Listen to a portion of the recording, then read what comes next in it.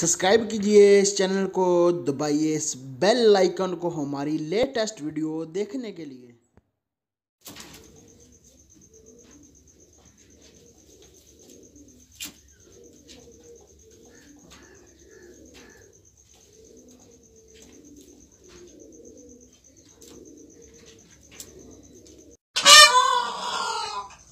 इधर करिए यार, कल दोबारा से काट लइए बाकी जेडी उते जाके पहुंच गए वही लागे तो पशु